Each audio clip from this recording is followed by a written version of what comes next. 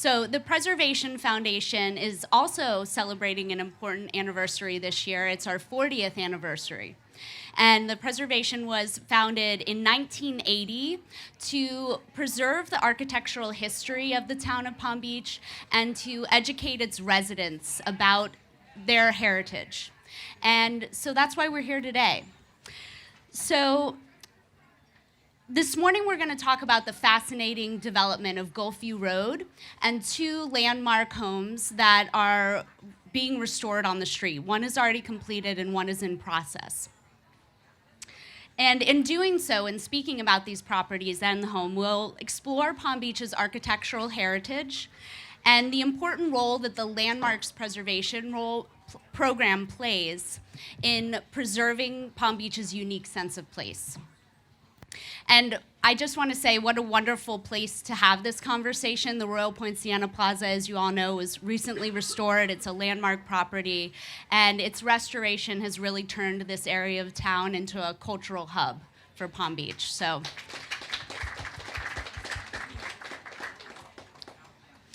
I have here with me this morning an incredible group of people, and I'm just so excited about how this panel has come together, and this is such a great opportunity for the foundation to share our mission with you all.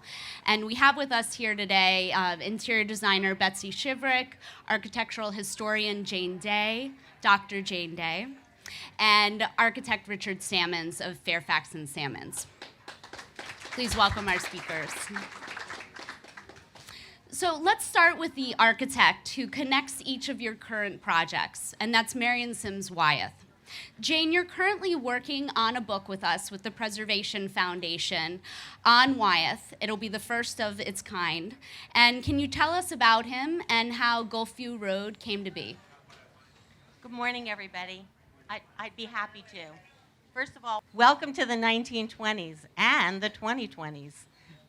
This is a quote that I especially love, and I've used it a number of times when I'm speaking.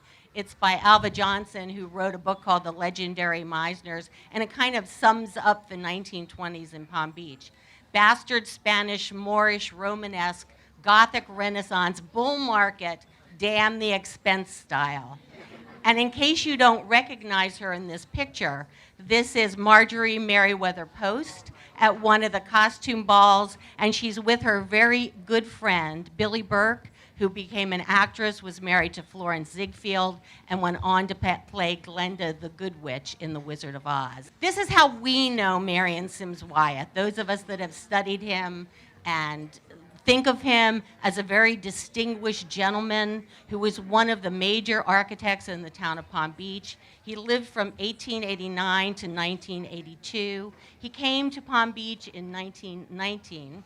And not only did he work on Golfview Road, but he also was instrumental in building Good Samaritan Hospital, the first hospital in the county.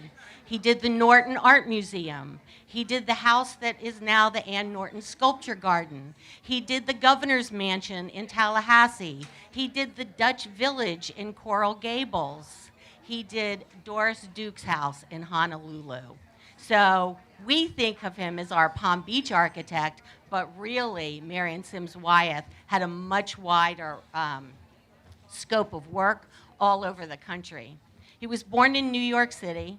He went to Lawrenceville, he went to Princeton, and he went to l'École des Beaux-Arts in Paris. Although this is the way we know him as this very distinguished gentleman, this is what he looked like in the 1920s when he met Marjorie Merriweather Post. It's Marion and his wife, Eleanor, that are on your left, and his partner, Frederick King, is on your right. Obviously, costume parties were a thing in the 1920s because I've seen lots of pictures of those. But he's kind of a dapper young man. And he tells a story. I was going to read the quote, but I'll just summarize. He was walking down the street in 1921 from the Everglades Club with Martin Sweeney, who was then the manager of the club, and he met a lovely young couple, Marjorie Merriweather Post and E.F. Hutton. They had just gotten married. She was a divorcee, which was kind of scandalous in 1921, and he was a widower. His wife had died in the flu epidemic. By the end of the day, Marion writes, I had a contract for the first house on Golfview Road. This is Marjorie's hogarcita, her little hearth, her little home. And obviously what we all know happened is, although it's a lovely home and has just been restored, it proved to be too little a hearth and too little a home for the grandeur of Marjorie Merriweather Post. Wyeth developed a friendship with E.F. Hutton that was long going. They did this project, Mar-a-Lago, and the Hogarcita project on a handshake. There were no contracts, which I found amazing, and there is warm correspondence between the two men. This is the original plan of Golfview Road, and for those of you who don't know the research archives at the Preservation Foundation and are interested in history, go have a look. This is a fabulous document. One of the reasons Marjorie wanted to do this development is she wanted to make sure the right kind of young marrieds lived on her street. Hutton was a silent partner. Marion built these houses on speculation. They are all his design. He purposely chose every other lot to do the houses on the north side of the street, because that way, if a prospective buyer wanted to enlarge and have an addition, there was a lot next door that they could use, or you could build it out with gardens. I think it's a brilliant plan. It's almost a zero lot line. But the other thing that is so great about it, it was in walking distance to everything. You could walk to the Everglades Club, Worth Avenue, you could walk to the beach. And this movement really changes the way the town moves from this part of town, our main street, down to the Worth Avenue area. Also, all the service was to the rear of the houses, where you got into the garages at the back. I'm only going to show you one of the other houses on the street. Marion sat in models, if you can imagine that, if you were visiting Palm Beach in the 1920s. La Campanas was built in 1922. It was a Ballinger Award winner. So again, I want to show what the Preservation Foundation does in the town, honoring good and true restorations. And Marion Sims Wyeth quote on this house was, "I try to make the outside part of the inside of the house." Remember, there was no air conditioning in the 1920s, and I found some interesting letters and things about how houses had to be situated to pick up the sea breezes, or even in the winter, they got very warm. The first 6 houses are sold, thank goodness. E.F. Hutton was a little worried there. It took over a year to sell them. The prices went from $35,000 to $45,000 for each of those houses. And there were other lots left on the street, and this gentleman, Clarence Geist, and his wife, Florence, contacted Marion Sims Wyeth to build their house, which is the house that Betsy and Richard are going to talk about. Geist was an interesting character. He was a self-made man. He started his career in California buying and selling livestock. That wasn't making him any money. So he went to Chicago, where he worked for the railway station. He met a man named Richard Dawes, and Dawes taught him about utilities. When Geist married Florence, she was from Philadelphia, and he moved to Philadelphia and started the Philadelphia Suburban Water System, where he made his fortune, supplying water to 46 communities around the city of brotherly love. He was also an avid golfer, which brought him to Palm Beach in the winter, and he started the Seaview Golf Course outside of Atlantic City in 1914. I know him as a Boca Raton resident because when Addison Meisner went bankrupt in 1927 with the Boca Raton Hotel, it was Mr. Geist that bought out that debt and came down to Boca to reinvigorate it and finish the project. This is the house that he built with Marion Sims Wyeth. And again, these are things that are in the archives at the Preservation Foundation. Property owners who own landmarked houses are always thrilled to find the plans and find out what was originally intended rather than what's been added onto places. You can see the detail and beauty of this Mediterranean Revival style house that Wyeth did.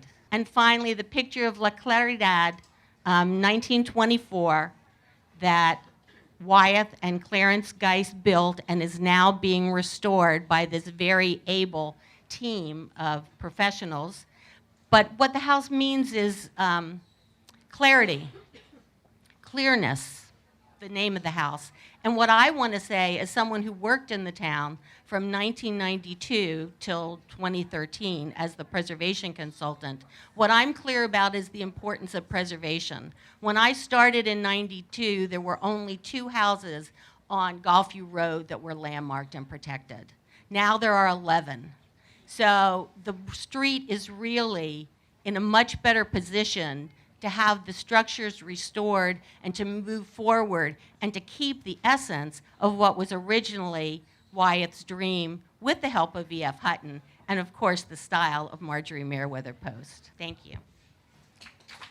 Jane, it's so fascinating. I think it shows, even though the local history here, we know some of it. You've made these connections to places all over the country.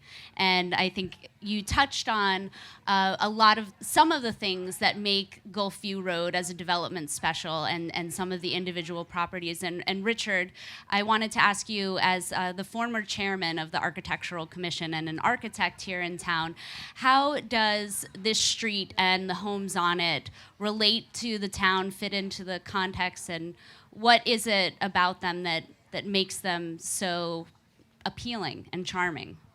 Okay, well, this is sort of the second level of Meisner's dream of this town as being a little village, a village that is somewhere not in Spain, not in Italy, somewhere like in Mallorca. You know, it's an imaginary island off of Mallorca. And so it's resort architecture. And in the mindset of Northern Europeans, the Mediterranean was that place where one resorted to when the weather got too bad. So the Mediterranean and the Mediterranean revival style, you know, were hand in hand as a notion of what one expects when they go to see warm weather. So this is, you know, taken onto that, you know, there had just been a revival of all things Spanish with the Columbia exhibition. We started to see ourselves in a greater context of the world. And so when Florida became developed, Ponce de Leon, all this stuff, you know, the whole romance of Spain and the Mediterranean, that's the obvious, that's the style it's going to be. The other architects, after Meisner, bought into this. As long as they get a client to buy into this, then we have a town that has a cohesiveness. You know, it's an imaginary town. A lot of resort architecture is utopian in its mindset. The stuff you would do, you wouldn't do at home. You know, these are things you can try out, you experiment. You can do things that are really out of character. So when you look along this street, you see the sort of the suburban ring of villas around this imaginary Mediterranean town. And so these are the burghers of the town's villa. And so each house has a certain level of importance to it, and fantasy. And climactically, they're almost all around a courtyard. So the courtyard is the living room of the house, and that's where you're supposed to live. So each house has a certain, you know, oftentimes they're, you know, fairly close together, connected. So it's a cohesive street. Almost every house on there is a Mediterranean house. They all blend together and they all hold together cohesively. And you could walk around the corner and have your hair cut and have lunch and buy something. And that's the beauty of living in a small village. It's urbanism at its best. Thank you. Betsy, you and your husband, Paul, have now worked with Richard. This is your third project, La Claridad. And this property was designed by Wyeth, and the house is actually divided in two in the 1940s. When you purchased the home, to say it was in disrepair is an understatement. But I wanted to ask you, what motivated you to take this project on, and what have been some of the challenges? My husband and I found this house to be so stately, so prominent, so iconic. You know, there's no walls in front of it. There's no hedges. It's very visible. And so everybody drives by it, and we drove by it quite a few times. The prominence of this house, the treasure that it is, I think is what motivated us to go for it. Apparently it had been on and off the market for 8 or 9 years. It started out at a very high price. Nobody seemed to want it. So the past owner had passed away in 2014, so it had been empty for quite some time. It finally went to auction, and we decided, let's throw in a bid, and we got it. And to our surprise, I'm actually very surprised that there weren't more bids there, but it was so much in disrepair, as you said. It was neglected to the point of animals living in it. There was a caretaker who was in the basement living there. How much caretaking he really did was question. But he was a very nice man, and he was very familiar with the house and helped us, kind of get it all together. The walls were intact. There's a basement in this house that it was solid as a rock, no water in that basement. The biggest problem was the layout of it. We had a lot of maids' quarters in the back and a back staircase, so we had to face it. But pictures like this, there was really obvious signs of real neglect, is how we found it.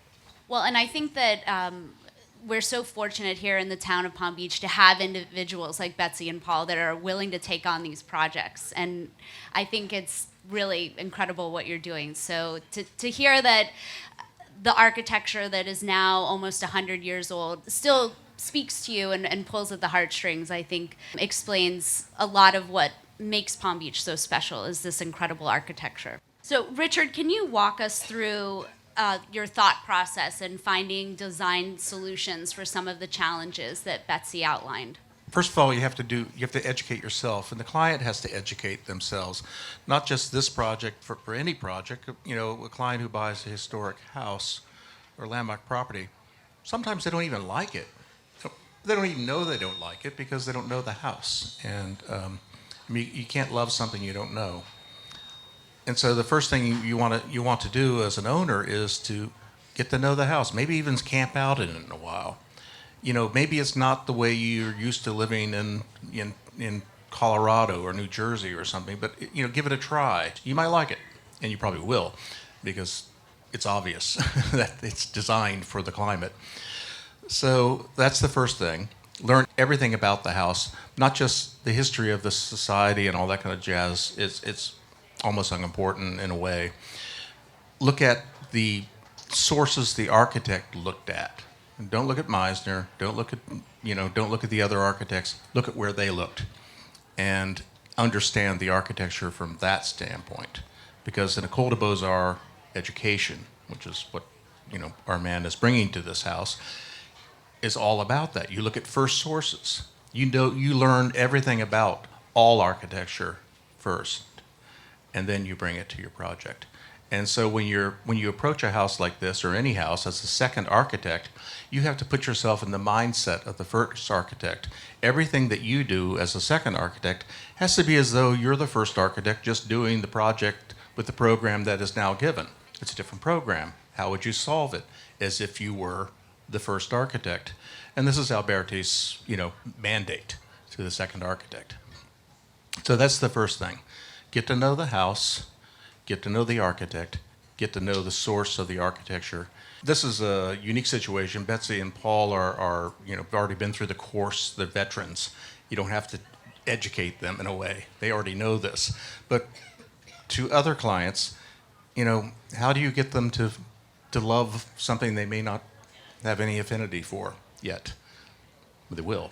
If they see it clean, they'll like it a lot better. How many times back in the 70s and 80s when you saw, urban houses being restored for the first time, you go, wow, that's a really nice house. You never even thought about it as a nice house. And that's what happens with these things.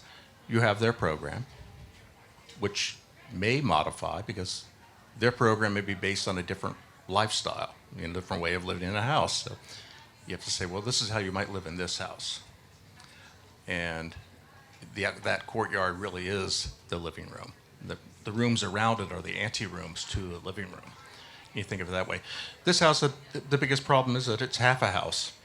And it's the entry hall and the dining room and the staff areas. That's the biggest challenge in terms of making it work as any kind of house might work. It didn't work, here. That's the staff quarter, which is an addition to the main house. The original house is here, and then they actually built out another wall 4 feet out for no good reason. So there. Your adding on a significant addition to the property. Can you speak to the amount of square footage and what rooms will be contained in there? Oh gosh, I don't even know how many square feet. It's at least 2,000, and it's half the house. Oftentimes in these houses, you'll have the principal rooms that are in front and usually intact and pretty good shape, and then the staff quarters have been messed around with many, many, many times. And in fact, this house's staff quarters, the rear part was probably built in the 80s. There's all kinds of funny things, and it doesn't hold together anymore. Normally, you just cut that off, you start over, and if you can't figure it out, and so that's what was happening here. The whole rear of this house is actually a new house because it was only part of the courtyard of the original house. It was too small, so we actually moved the wing back towards the Everglades Club, providing a larger courtyard, a larger area in the center, so that it could have a proper living room versus sort of half a living room that it had now. These windows here would be the kitchen that would be looking onto an elevated terrace. So apologies to all Everglades Club members. It will not look like this when it's done. It's a little scary right now, but it will be fine. So we've been talking very closely about this one property in particular, and I want to step back and almost zoom out a little bit and talk about the design approval process for projects like this.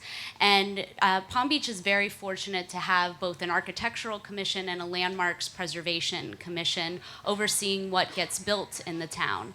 Can you speak to, all of you, some of the similarities and differences between those two commissions and your experiences in working with them? First thing I'd like you to know is that ARCOM really started in the 1920s after the 26 and the 28 hurricanes as a way for the town to regulate the repairs that were needed after the hurricanes came through here. It was controversial.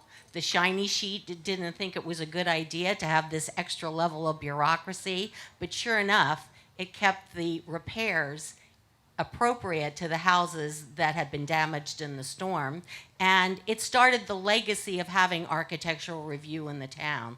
Palm Beach is the only town that I know in South Florida that landmarking is not an extra review process. It's not another hoop to jump through, because in Palm Beach, if you don't go to the Landmarks Commission with your project, you'll go to the Architectural Review Commission with your project.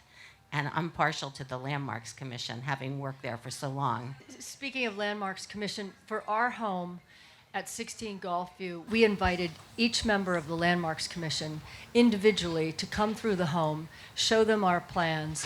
I think it was so important for them to be able to see what the house looked like and to see our vision for it, because it was a bit scary. I mean, we did add quite a bit out to the west side of the house, and it looks looming now, but we wanted the Landmarks commissioners to understand the need for that space and the way that it was going to live so much better for us and for anyone really who wanted to be in the house. So the individual walkthrough for each Landmarks commissioner was just hugely helpful for, I think, everybody, particularly for us, and gave them a better understanding of what we were trying to do. So we found the landmarks process to be not a challenge, but a real joy to go through. And they were all so interested in the way the house looked and the way it was going to look. And we ended up with pretty much everything we wanted to get out of that. So that was great. I think that speaks to the willingness of the landmarks commissioners to understand the challenges of individual projects and to work with the property owners to really understand what they're trying to achieve and some of the hurdles that they have in getting there. And I think it's amazing for anyone to volunteer to serve on these boards, and I encourage you all to think about it, because there are some positions opening on landmarks and ARCON, but I digress. Richard, can you speak to the importance of having these two commissions here in town? Well, yes, it's important, as well as this is, these two commissions are the safeguards to property values in this town. It's not a taking, it's not an imposition, it is the safeguard, and it's the reason why property values in this town are higher than property values in other towns. It's the reason why property values within historic districts are almost consistently higher than surrounding areas, because there is a safeguard that your neighbor is not going to do something that's going to affect your property values in a way. You know, it's going to be harmonious, or it's supposed to be, if it's working correctly. ARCOM, the Art Commission, was set up with that in mind. It was a hard sell to, particularly in the 1920s, they were even more pro-business than we are today. They were like crazy pro-business. You want to eat poison meat, that's fine, no problem. Upton Sinclair is only not a distant memory. It's a couple of it's not even a generation back. So, this was a stretch to say that we're all going to agree that we're going to be nice to each other and build nice houses, and they're all going to hold together, and this is good. So ARCOM's a great thing. This is a benefit to the community. Landmarks is, in addition to that, here's the thing. I mean, landmark houses are often discounted. Brownhouser, Harris Stevens people, are you out there? Are often discounted because it's considered this this imposition on the property. Nothing can be further from the truth. ARCOM is a lot stricter than landmarks. Landmarks will try to work with you. Landmarks will do everything they can, knowing that you're taking on this burden to begin with, to make the process easy for you. And maybe you should be going, as an owner of these things, or if you're thinking about owning, talk to the Preservation Foundation. They can be your advocates. They can teach you about how this thing, go there first. Before you hire an architect, go to the Preservation Foundation. Don't be afraid of buying a landmark property. This is your least concern. An ARCOM property, when I was on ARCOM, you had a problem. So. That was a true statement, and hopefully you'll consider going back on ARCOM now that we have some positions opening. So Betsy, you're working on a documentary that uses your project at 16 Golfview as a lens to view Wyeth's work and also the social history of Palm Beach. Can you speak to what you're trying to achieve and the story you're trying to tell? It started off as a sort of a piece that we wanted to do for the Preservation Foundation as an educational piece. How to renovate a house. What do you do first? Where do you go with the plans, etc. And what we've encountered in the making of this documentary is some really interesting characters that have been associated with the house over the years. And we've got some great stories. The house is rich with history, and we have interviewed people that have been in the house many, many times and gotten some funny stories. So it's almost a social commentary now on maybe some Palm Beach society and the way a house functions as a place. This house being so prominently located right next to the Everglades Club and also in town just was the site of a lot of interesting things. And so we were able to find these people, and we were able to interview them. And in addition to all our builders and Richard and Jane, we've sort of built a big story around this house. And I think it's going to be an enjoyable film. It's actually going to be funny in spots and educational too. And so that documentary is going to be coming out right about the same time as the Wyeth book, so fall of 2021. So it will be very exciting when they both come out together, because I think it will reach a broader audience, because not everyone is going to sit down and read a book from cover to cover, but to have these stories documented in a film format, I think will just add greater value to the building itself. Well, I think film always helps to illustrate in a very visual way what the story is trying to tell. And this is a quick film. It's only going to be about 32 minutes or something. But as I said, I think it's going to be a really enjoyable film to watch. I'm looking forward to it. Thank you. And Jane, during the course of your research on Wyeth, you actually came across some correspondence regarding what Wyeth had to do to prepare the building sites on Golfview Road to protect them from flooding. Can you tell us more about that correspondence? Yes, I was lucky enough to find a cache of letters in Washington, D.C. at Hillwood, which was Mrs. Post's house in Washington, that were between E.F. Hutton and Marion Sims Wyeth. I can tell you that the friendship grew warmer as they continued to work on these projects and was a lifelong friendship for both Mr. Hutton, Mr. Wyeth, and Marjorie Merriweather Post as well, even after she divorced E.F. Hutton. One of the most interesting letters, Hutton was complaining, why is this taking so long to build these houses? Why are you having cost overruns? And Hutton wanted to be a silent partner in all of this. He didn't want Palm Beach Society to know that he was a real estate developer at the moment. And Wyeth wrote to him and said, the lots are below the level of the street. Paris Singer had put in the street itself. So he had to bring in beach sand for fill. Imagine that when we're spending all this money now to keep our beaches healthy by bringing in sand. Wyeth was trucking it up from the beach and trying to raise the level of the lots so that he could get the houses up to the level of the street. There are other interesting things as well, so stay tuned for Betsy's documentary and this book. Marion Sims Wyeth is just a remarkable, wonderful character and a really undervalued architect and builder of Palm Beach. Obviously, this is an issue that resonates today and something that's definitely a hot topic. And Richard, you came up with an innovative solution to create a more resilient structure at 9 Golfview Road. Can you tell us about the passive floodgate system that you installed there? The first thing, for instance, 16 Golfview, the basement floor is actually built on, terra firma. It was on the ground, and then they brought in the sand and filled up around it. So the first idea is, you do a house on a high podium. Unfortunately, 9 Golfview is not on a high podium. It's at 5 or 6 feet.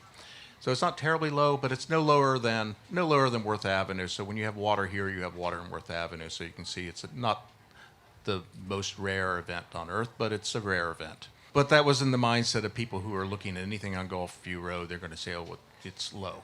To dispel that, we have to do a few things here. You can see the gate here in the top. That's the existing situation.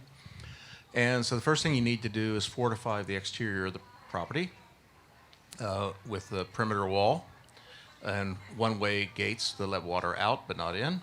And then we raise the grade in front of the house with this walkway. This long walk here and the step back down here is to trick the mind that you haven't stepped up a few steps before you get to this house. So you feel like you're still, more or less on grade. And then after you fortified the perimeter, these gates, my first job out of architecture school was in Venice, Italy. So we've dealt, I was dealing in a town that has dealt with flooding since its inception. And every building in Venice has some type of floodgate. Typically, they're fairly rudimentary. They're boards set into slats, but every ground floor you can keep the water out, or you just let the water in, and the house is built so you can. But this is a little floodgate right here, and that grill there. When there's a lot of water or rain, that fills up with water and just floats into place. And then on the back side, where the garage door is, there's another floodgate here. And it works the same way. It just floats into place. So they're passive gates. So this is an easy way to fortify your property for those becoming less rare events of high water. So Aqua Alta, get used to it. But first of all, build your house. Build the first floor as if it's, going to be filled with water every once in a while. It's not a big deal. Been dealing with in Venice for centuries. Well, and if you wanted to touch on Betsy and Paul's house on Everglades Island, that's new construction that you designed for them. How many years? 6 years ago. And that property actually received the Preservation Foundation Schuler Award for new construction. But you took a different approach to address the possibility of water entry at some point in the future. Do you want to?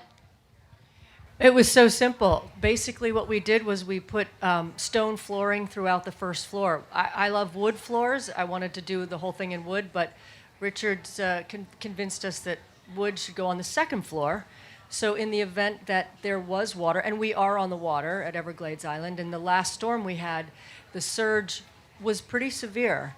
We actually had water splash, a lot of splash onto the lawn, and if it had come up another foot or two, we would have had the intercoastal on our lawn. So the notion of having stone floors throughout the first floor was very reassuring. It's not just stone floors, but all the walls on the ground floor are not drywall. They're stucco or Durarock, so that this thing. I told them, and they probably, when I said this, they probably were ready to run. I said, you're going to have 6 feet of water in this place at some point. Don't worry about it. It has to be built that way. And so the electrical runs are high and come down, things of that nature. So it's not a big deal. You just have to build for it. Richard does some beautiful, beautiful architectural detail, and also in that house, not only are there stone floors, but the baseboards are stone. So if you do have some water rise, you have an extra 4 or 5 inches of protection. And he caps these stone baseboards with cypress. So we have these lovely details of stone baseboards and then cypress caps all over them on the first floor. So they're attractive. We've touched on some of the one of the issues ahead for the town, and obviously we're very fortunate to have knowledgeable people that know how to address these issues and have experience doing it. Can you speak to some of the other challenges ahead for the town of Palm Beach and how we can protect and preserve what we love about the town? One of the big concerns I have is that there's a lot of tearing down of old homes here. And the ones that go up are not exactly, they don't look exactly like what we've had for the last 100 years here, which is not a bad thing. Certainly variety is wonderful, and the world is changing. So the challenge is to try to accept this change and the way people want to live going forward. But on this treasured island, which has such history and such architecture worthy of preserving, and we need to keep that in mind. We need to preserve as much as possible, yet let people who come down here live the way they want to live. So it's a super, super fine balance, and ARCOM struggles with it every single meeting, and landmarks and builders and architects, and it's the challenge is just to try to keep this place looking the way it is, because honestly, I can't think of another town or city in this country that's as nice as this. Even in Europe, there's just this is it, and we need to keep it this way, but still be open to change a little bit. And I think you've touched on an important point, is that preservation is about the management of change. It's not about freezing things in time. And I think both of these properties that we've discussed today on Golfview Road are examples of that.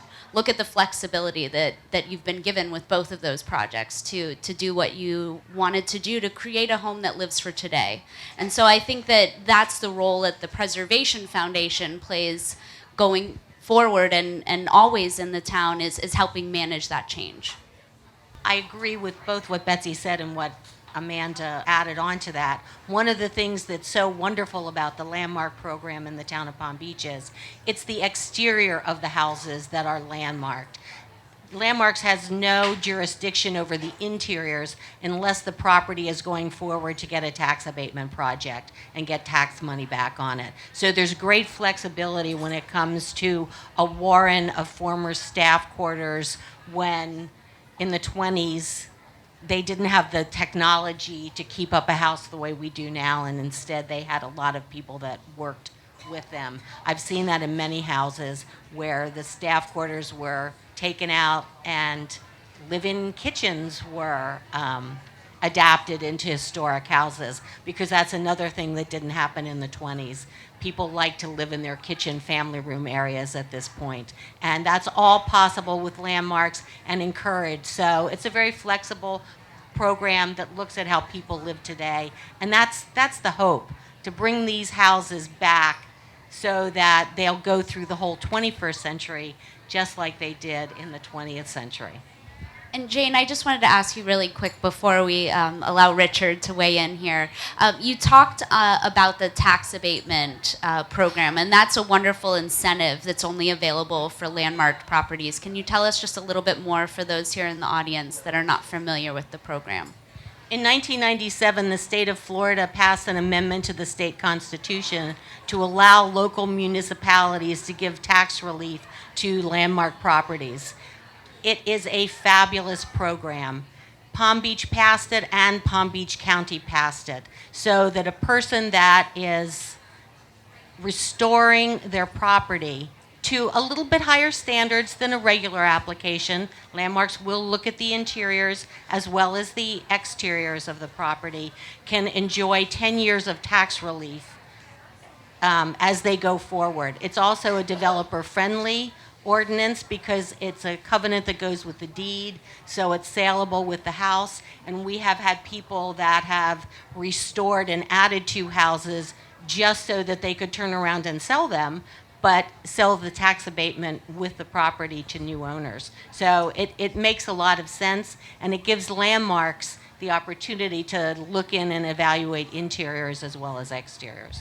And just to clarify, the interior review is only for public rooms, like living rooms and dining rooms. It doesn't really pertain to kitchens, bathrooms, or bedrooms. Years ago, when we started the program in Palm Beach in 1997, we determined that only the public rooms would be strictly enforced, so that keep the rooms, the living rooms, dining rooms, entry halls, the way they would have been in the earlier era, but have at it with bathrooms, master bedrooms, and your guest rooms and things like that. So it's worked well in Palm Beach. The other thing is that impact windows and the latest technology has also been adapted for this program, so that if you're going to take on restoring an old house, you can do whatever you can and want to do to make it be as not only attractive, but as durable as you can. Richard, would you like to add anything? Architectural vision and consistency of architectural vision is one of the hallmarks of this place. It held together as a place because the way most European locales do is everything kind of looked the same. And although variety may be welcome, actually a certain amount of variety is a spice, a little more spice, and there's no more, you can't eat it anymore. So that's what we've got to safeguard against, is that, we got to keep with the theme. And I'd hate to see a modern house on Golfview Road. I'd hate to see a colonial house on Golfview Road. I'd hate to see any other kind of house on Golfview Road. Keep with the theme, keep with the course, stay the course, and work within that. Work freely within the spirit of that, and you can do all kinds of wonderful things. You just have to have a little education to do it. Challenges of climate rise and things like that. This is, they're going to be impositions, but there are no more impositions than anywhere else. Maybe your house doesn't flood every week in Ohio, but it's not that big a deal. Don't put anything in a house that you wouldn't want to see, in water. Learn to adapt. We're far more adaptable than we think we are. And in terms of the way we live today, we live exactly the same way we've lived since we were cavemen. The upper classes may have lived a little differently, but most of us have lived exactly the same way. We eat, we breathe, we walk at 2.5 miles an hour. Our needs have not changed per se. And so I think learn to be adaptable. Adapt to the place, adapt to the climate, adapt to the change. Well, thank you all for coming today. This has been wonderful. I hope you enjoyed it. Thank you so much.